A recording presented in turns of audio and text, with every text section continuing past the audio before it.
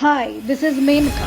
Stay with me as we explore powerful strategies to shift your mindset, embrace opportunities, and create the prosperous life you deserve. So let's get started on this transformative path together. नमस्कार दोस्तों, स्वागत है आपका हमारे manifestation की journey में। और आज है हमारा fourth episode of law of manifestation. हम सब चाहते हैं कि हम सबकी ज़िंदगी बिल्कुल वैसी ही हो जैसा हमने सोचा था, लेकिन क्या हम सच में जो सोच रहे हैं उस पर विश्वास करते हैं? Do we believe on whatever our thoughts are coming? तो चलिए आज चर्चा करते हैं how a belief system creates our reality. हमारी बिलीफ सिस्टम्स किस प्रकार हमारी रियलिटी को क्रिएट करते हैं, किस प्रकार हमारा बिलीफ सिस्टम हमारी पूरी दुनिया बदल देता है। तो चलिए आज समझते हैं कि बिलीफ सिस्टम है क्या और रियलिटी क्रिएट बिलीफ सिस्टम से क्यों हो जाती है। हम कुछ भी मान लें, मानने में क्या है, लेकिन हमें जो चाहिए वो तो हम पाके रहेंगे। ऐसा बिल्कुल नहीं होता है। आप पाते वही हैं जो आप सोचते हैं। तो आज क्यों ना उसी सोच पर चर्चा की जाए और उसे बदलने के टेक्निक सीखे जाएं।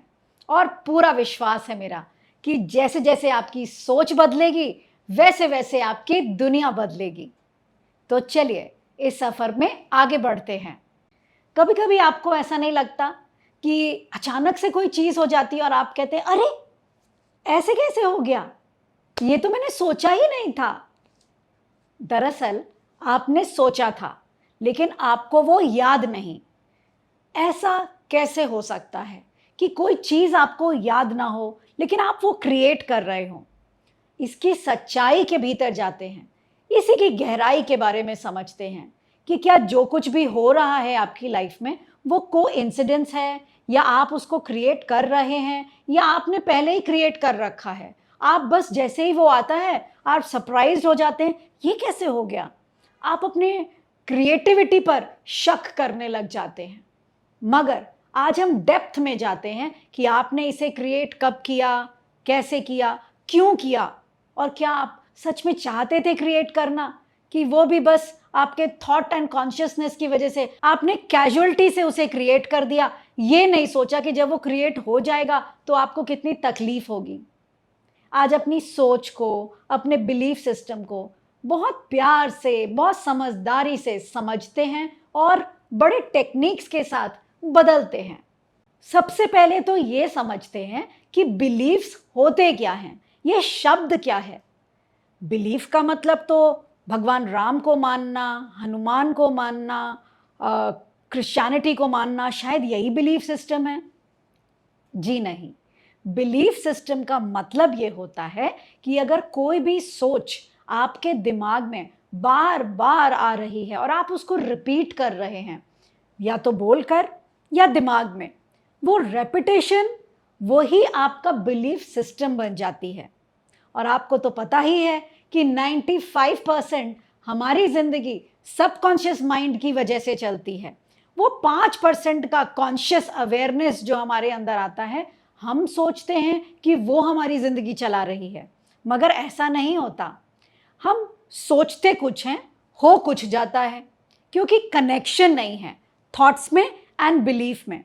वो इमोशनल कनेक्ट जिसके बारे में मैंने आपको लास्ट एपिसोड में बताया था, अगर आपने वो नहीं देखा है तो एक बार क्लिक करके 3rd एपिसोड में ज़रूर जाएं।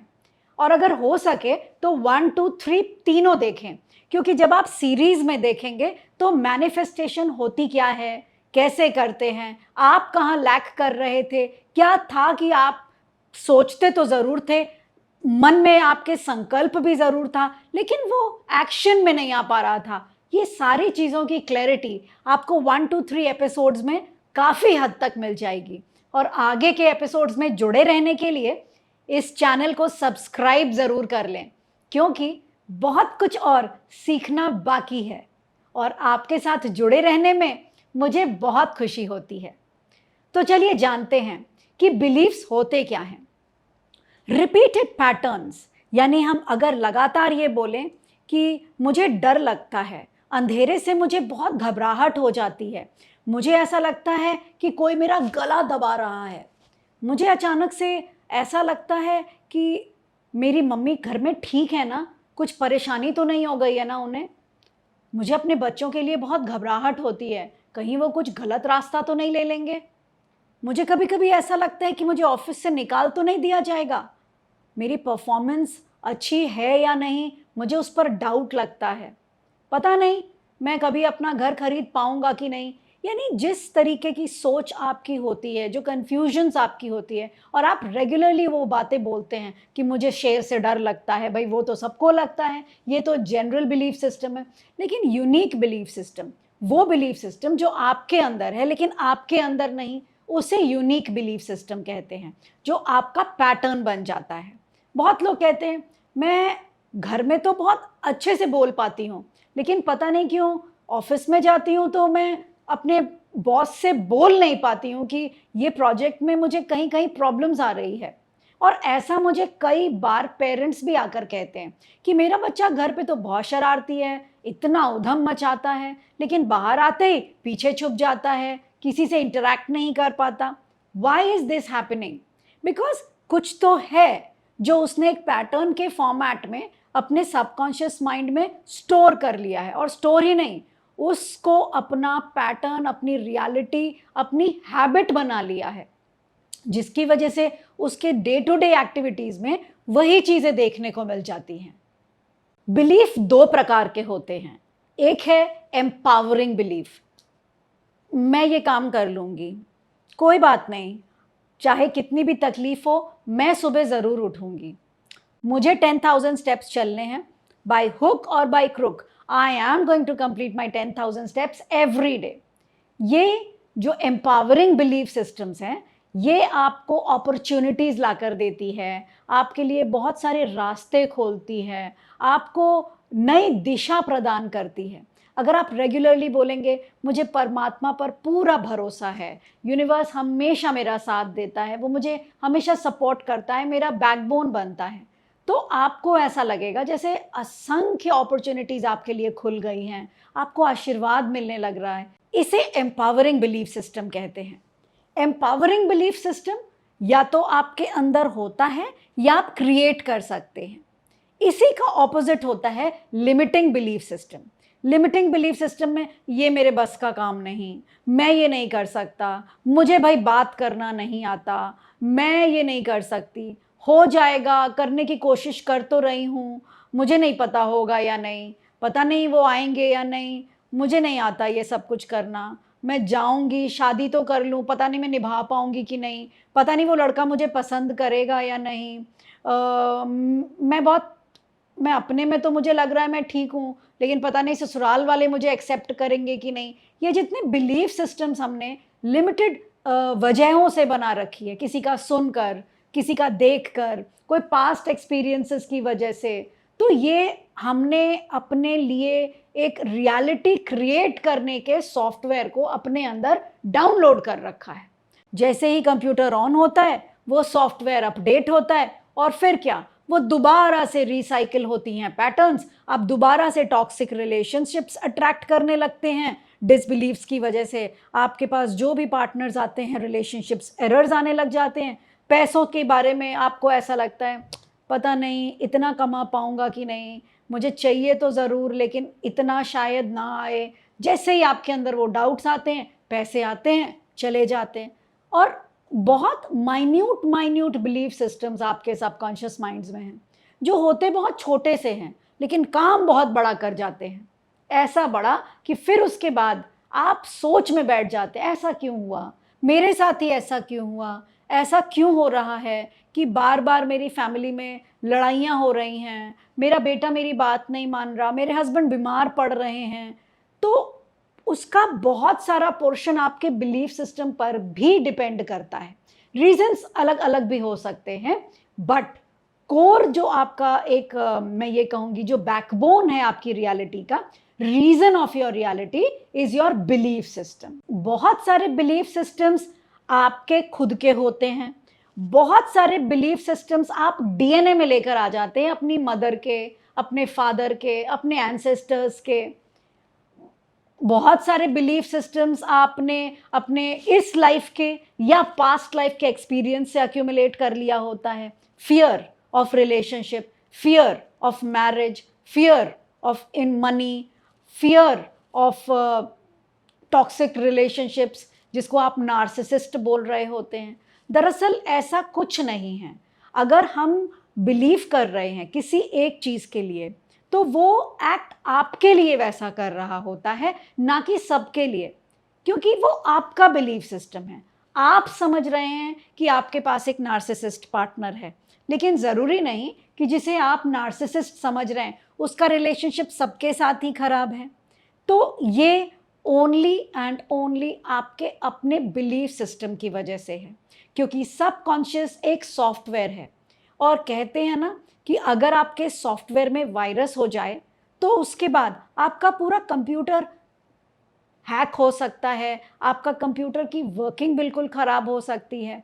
तो अगर आप उस वायरस को क्लीन नहीं करेंगे, अगर आप अपने सबकॉन्शियस माइंड को ट्रेन नहीं करेंगे, उसे बताएंगे नहीं कि कहाँ वो गलत है, क्यों उसके रियलिटीज़ में इतनी नेगेटिविटी है, क्यों उसकी रियलिटी खुश नहीं है, हैप्पीनेस की तरफ नहीं जा रही है, पीस की तरफ नहीं जा रही है, तो आप आगे कैसे बढ़ सकते हैं? How belief system changes our thoughts, our actions, our emotions. आपने अगर किसी भी टॉक्सिक रिलेशंस को एक बार फील कर लिया होगा, या आपके साथ अगर ऐसा हुआ होगा कि आपने सच्चे दिल से किसी को प्यार किया है, लेकिन उस इंसान ने आपको धोखा दे दिया है। अब आपने एक बिलीफ सिस्टम बना लिया कि लड़के तो धोखेबाज ही होते हैं, लड़के लॉयल होते ही नहीं हैं।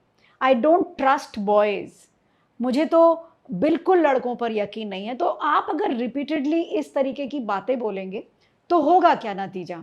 आप जिस भी रिलेशनशिप में जाएंगे वहाँ आपको डिसलॉयल्टी दिखेगी ही दिखेगी, वहाँ आपको धोखा दिखेगा ही दिखेगा, और मिलेगा भी। आप कितनी भी सुंदर हों, कितने भी कॉन्फिडेंट हों, सारे स्किल्स आपके पास हों, बिकॉज आपने सबकॉन्शियस माइंड में ये स्टोर कर रखा था कि बॉयज़ पे तो ट्रस्ट करना ही नहीं चाहिए।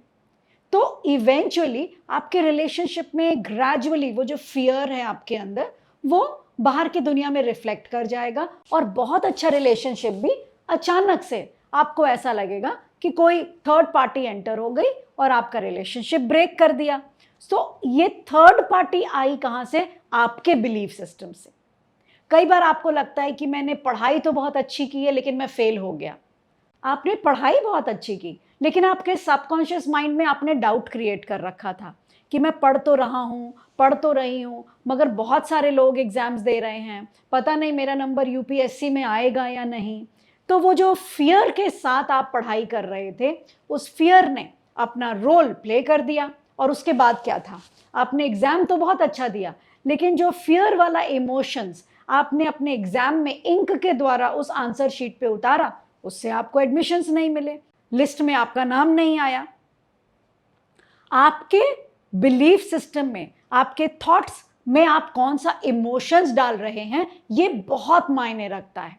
आप बार बार एक ही चीज़ को रिपीट करते चले जाएंगे तो आपके इमोशंस भी ग्रेजुअली उस वर्ड्स के साथ आना शुरू होंगे। इमोशंस ऐसे नहीं आते, इमोशंस प्रैक्टिस से आते हैं। मैं आपसे रेगुलरली बोलती रहूं, आप मेरे चैनल को सब्सक्राइब करें, आप मेरे साथ जुड़े रहें, मुझे आप बहुत अच्छे लगते हैं। ग्रेजुअली आपको बहुत अच्छा लगेगा मेरे साथ जुड़ना, और उसके बाद आप मेरे साथ शायद बातें भी करने लगेंगे। उसके बाद आप मेरे साथ एक कनेक्ट, एक बॉन्ड फॉर्म करेंगे, और फिर ये बॉन्ड आपको इस जर्नी में मेरे साथ बहुत आगे तक ले जाएगा। How is it created? Because of your repeated thoughts, because your belief, because of the emotions in your belief system.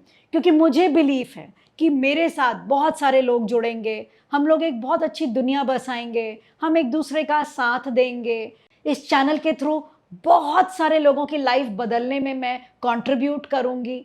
ये मेरा बिलीफ सिस्टम है, और यही रीज़न है कि आज बहुत सारे लोग मुझसे जुड़ने लग गए हैं, हम लोग उस रास्ते पर चलने लग गए हैं। Why was it happening? It happened because of my belief system.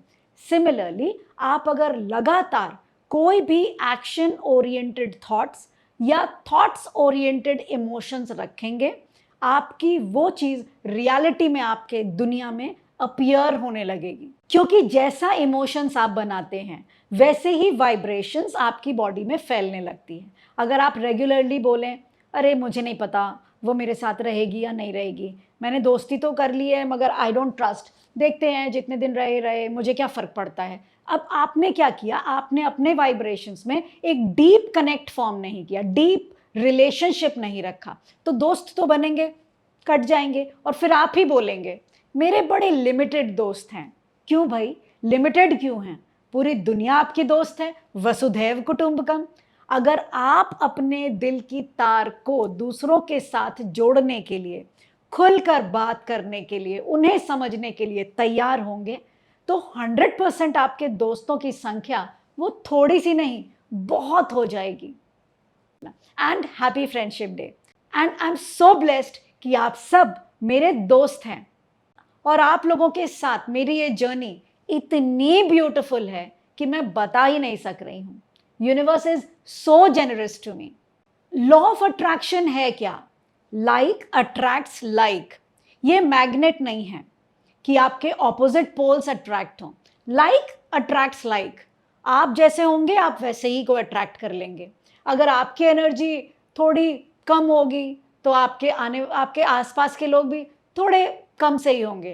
लेकिन अगर आपकी एनर्जी बहुत एंथुजियास्टिक होगी, आपकी एनर्जी फुल ऑफ फोर्स होगी, आपका मिशन अगर कुछ एक डिफाइंड होगा, अगर आप एथलीट बनना चाहते हैं, आपको स्पोर्ट्स के लोग मिलने लग जाएंगे, अगर आप पैसे कमाना चाहते हैं तो आपको ऐसा लगेगा कि आपके बड़े मनी माइंडेड लोग दोस्त बन रहे हैं। So like attracts like. How do you become that? How do you become that magnet? बहुत सारे लोग कमेंट्स करते हैं कि मेरा एग्ज़ाम चल रहा है मैम, बताइए मैं एग्ज़ाम में पास कैसे हूँ, मैंने कई अटेम्प्ट्स किए लेकिन मैं पास नहीं हो पा रही हूँ, मुझे प्रमोशन चाहिए मगर मैं प्रमोशंस कैसे मिले, पैसे को लेके मुझे प्रॉब्लम हो रही है। अब आप ये समझें कि ऑफिस में बहुत सारे लोग हैं, क्लास में भी बहुत सारे लोग हैं। क्लास में फर्स्ट सिर्फ एक ही क्यों आता है? बाकी लोग फर्स्ट क्यों नहीं आते हैं? पढ़ाई तो सबको सेम करवाई जा रही है, टीचर भी सबकी सेम है, ऐसा क्यों है? ऑर्गन्स भी सबकी बॉडी में सेम है। मगर ये सिर्फ हमारा बिलीफ सिस्टम है। अगर हम ये समझने लग जाएं कि अगर वो कर सकता है तो मैं भी कर सकती हूँ, मैं भी ट्राई करके देखती हूँ, ज़्यादा से ज़्यादा क्या होगा? हो सकता है मैं पहली बार हार जाऊँ, शायद दूसरी बार भी हार जाऊँ, मैं शायद तीसरी बार भी हार जाऊँ, मैं शायद 10 बार हार जाऊँ, but I am not going to give up. I will surrender myself, I will let the universe take the role और मैं अपने कर्म पर पूरा ध्यान दूंगी।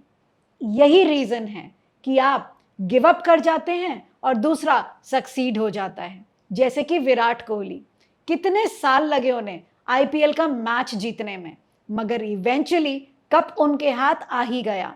ऐसे बहुत सारे एग्जाम्पल्स आपको यूट्यूब एंड गूगल पे मिलेंगे जिन्होंने पता नहीं किस एज में सफलता प्राप्त की, लेकिन कोशिश कभी भी नहीं छोड़ी।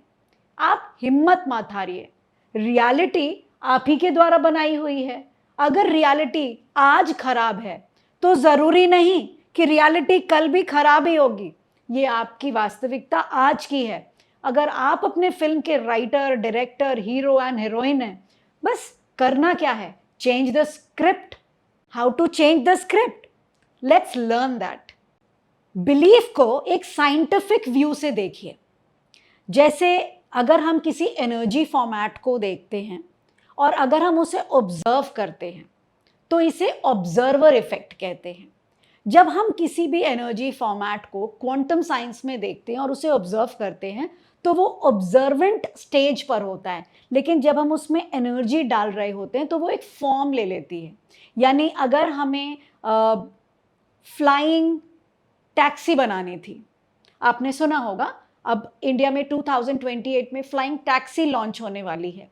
तो अगर ये थॉट किसी के मन में आया था और अगर उसने इस चीज़ को ऑब्जर्व किया कि इंडिया में ट्रैफिक बहुत ज़्यादा है, अगर हम फ्लाइंग टैक्सी बनाएं तो बहुत सक्सेस मिलेगी, और उसने इस ऑब्जर्विंग को एनर्जी दी, एक्शन लिया, क्रिएट करने लगा। उसने बहुत बार फेल भी किया होगा, लेकिन अपनी इस क्रिएशन पे उसने सरेंडर कर दिया, गिव अप नहीं किया। इवेंचुअली उसने एक एयरक्राफ्ट बनाया, उसने टेस्ट्स किए, बहुत सारे जगह पर अपने इस टेस्ट को शोकेस किया और धीरे धीरे इसे एक रियलिटी फॉर्म में एग्जिबिट किया। इसे ही ऑब्जर्वर इफेक्ट कहते हैं।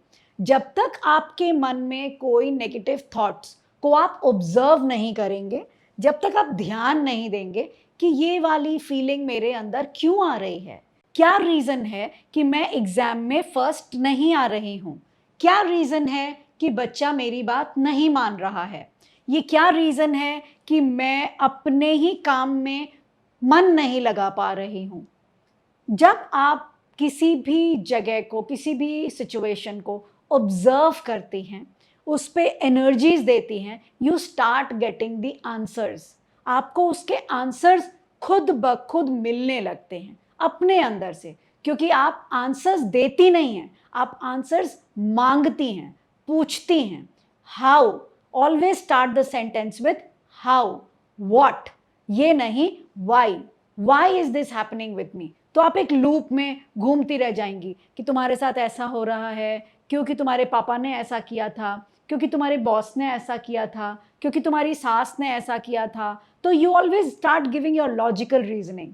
मगर अगर आप बोले how can my life get better than this, how can I pass in the exam, how can I earn more money, what can I become, what should I do to earn more money, what should I do to make this office more beautiful, ये what and how आपको अंदर से trigger करते हैं, आपके अंदर कुछ ऐसी जगह पर प्रिक करते हैं कि आप आंसर्स ढूंढो। और जब आप आंसर्स ढूंढने लगती हैं तो जर्नलिंग करना स्टार्ट करिए।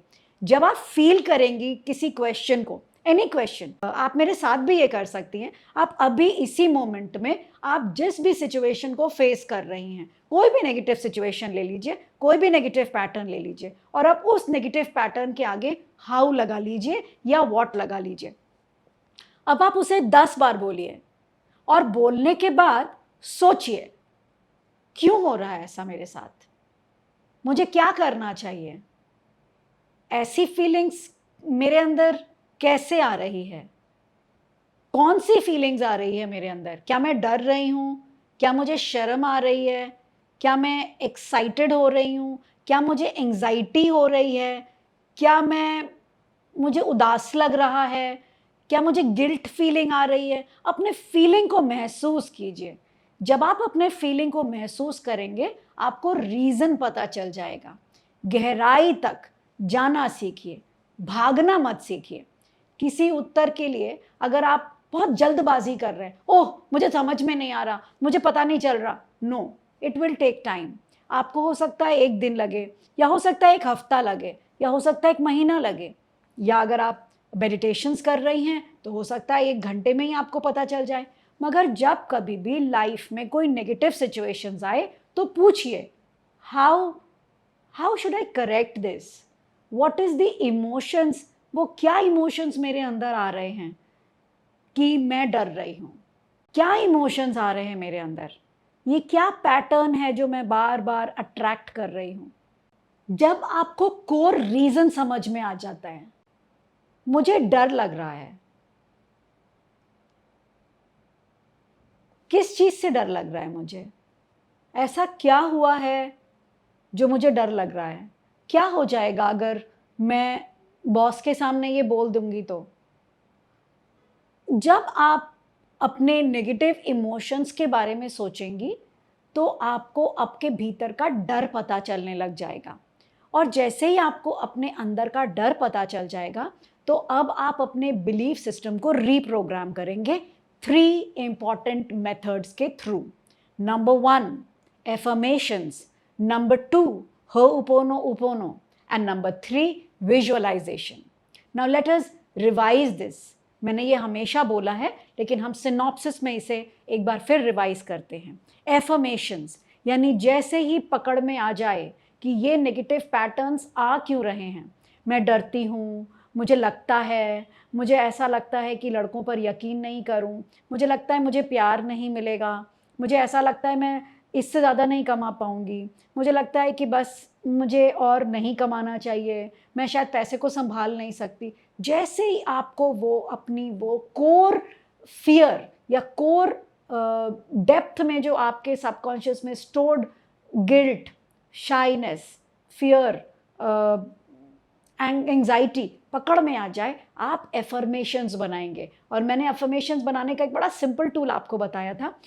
जो डर है आप उसी का ऑपोजिट बोलेंगी कि मैं तो बहुत नीडर हूँ, मुझे डर नहीं लगता, मैं पैसे बहुत कमा सकती हूँ, पैसे कमाना is something which is very easy for me, universe मेरा हमेशा बैक सपोर्ट करते हैं। यानी जिस चीज़ का आपको डर है आपको ठीक उसका ऑपोजिट बोलना है, and that becomes affirmations. Now affirmations तो बोल दिया आपने, एफर्मेशंस में इमोशंस डालिए, यानी रिपीटेड, आपको लगातार बोलते रहना है, बोलते रहना है। इनिशियली आपको ऐसा लगेगा कि बड़ा ड्रामेटिक है, होता कुछ नहीं है, बस मैं बोलता जा रहा हूँ, बोलता जा रहा हूँ। मैजिक होगा एक दिन, आप करके देखिए। Second is spirituality. क्लीनिंग बहुत ज़रूरी है। कई बार हम कुछ ऐसा कर चुके होते हैं या हमारे बिलीफ सिस्टम में कुछ पास्ट एक्सपीरियंसेस की वजह से हमारे अंदर कुछ कोर फियर्स, कुछ कोर गिल्ट्स ऐसे घर कर लेते हैं जो डिलीट नहीं हो पाते हैं। या कई बार हमें पता ही नहीं चलता कि ये पैटर्न बार बार हम क्यों अट्रैक्ट कर रहे हैं, हम क्यों डर रहे हैं, ऐसा क्या है कि हम एक बहुत पीसफुल लाइफ नहीं लीड कर पा रहे हैं। जब समझ ना आए तो फिर तो महामंत्र की ज़रूरत है, ho'oponopono. I am sorry, please forgive me, thank you and I love you.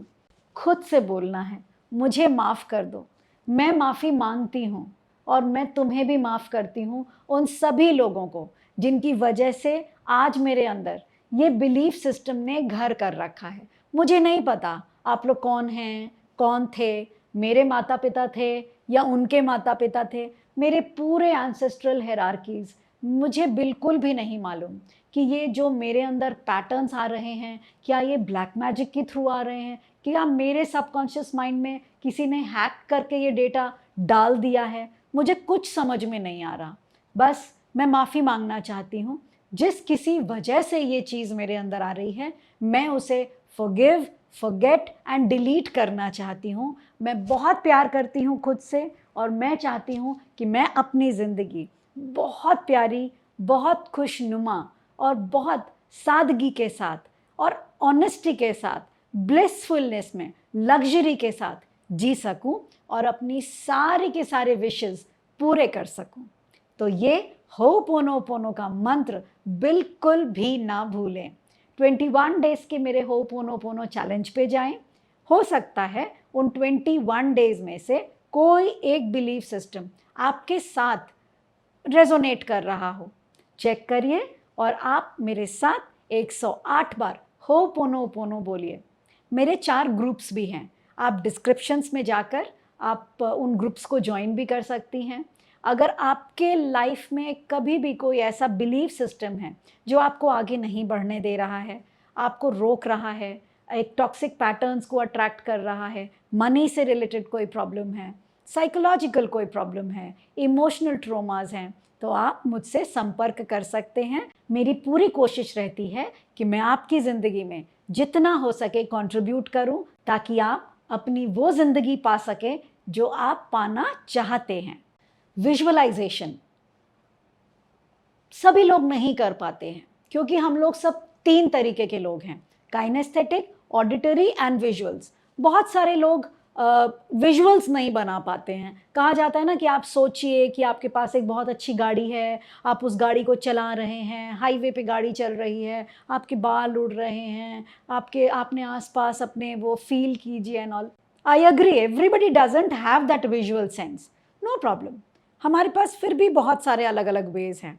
Kinaesthetic वे, लिखना सीखिए, जो आप चाहते हैं वो लिखिए कि मैं चाहता हूँ मेरा एक घर हो, कैसा घर हो, बनाइए, ड्राइंग बनाइए उस घर की, फ़ोटो क्लिक करके किसी एक गूगल के पिंटरेस्ट से या कहीं से भी अपने घर के वॉल पे लगाइए, अपने फ़ोन के वॉलपेपर को बनाइए, काइनेस्थेटिक बनिए, कुछ एक्शन ओरिएंटेड काम कीजिए उसके लिए।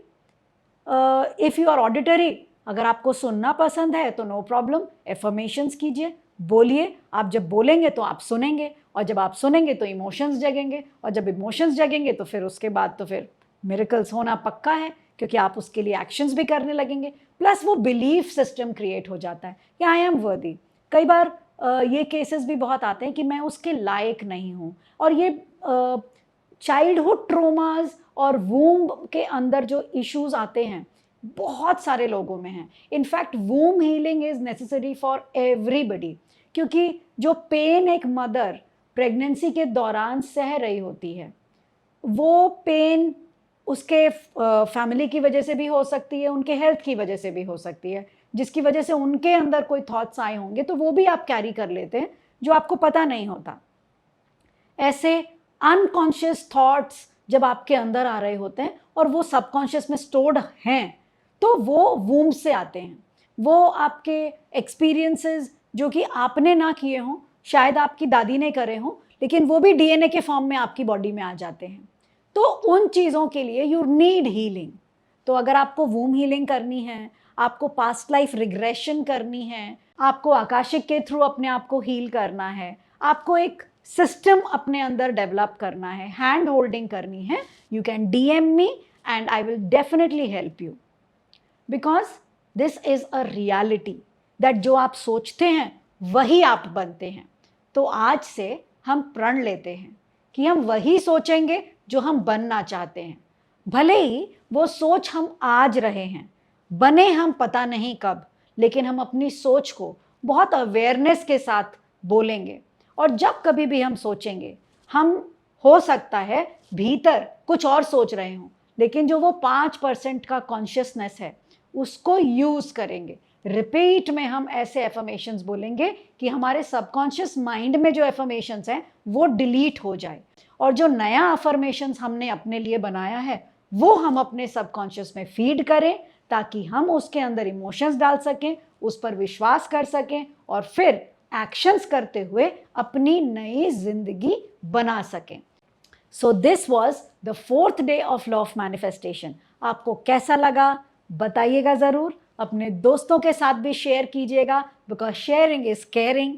और अगर आपको कहीं पे भी ऐसा लगे कि मुझसे बात करने की इच्छा है, you are most welcome to contact me. तो चलिए मिलते हैं अपने next episode of law of manifestation.